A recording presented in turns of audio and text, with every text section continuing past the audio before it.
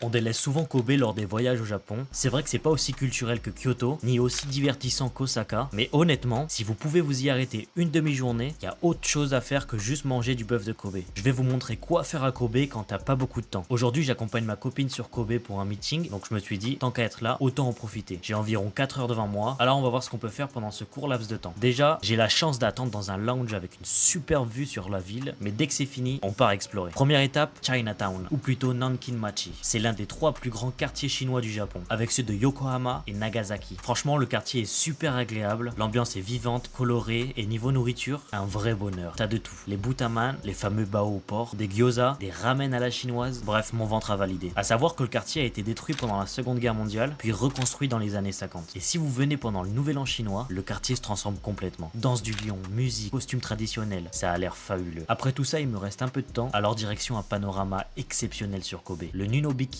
Herb Gardens. Pour y accéder, on prend le téléphérique, environ 10 € aller-retour avec l'entrée du jardin, et le trajet est magnifique. On monte à plus de 350 mètres au-dessus du sol, avec une vue sublime sur toute la ville. Tout le flanc de la montagne a été aménagé. T'as des transats pour te reposer, de quoi pique-niquer, des jardins fleuris, bref, c'est parfait pour passer une après-midi détente. Le jardin en lui-même est l'un des plus grands du Japon, environ 75 000 plantes de 200 variétés différentes, réparties sur 12 zones thématiques. Et la vue depuis le sommet est juste sublime. On voit même l'aéroport de Kobe posé sur l'océan. Donc voilà, même avec seulement une demi-journée à Kobe, il y a de vraies choses à faire. De la nourriture, des vues, une ambiance typique et locale. Franchement, si vous passez dans le Kansai, faites un stop à Kobe. Même pour une demi-journée, vous ne le regretterez pas.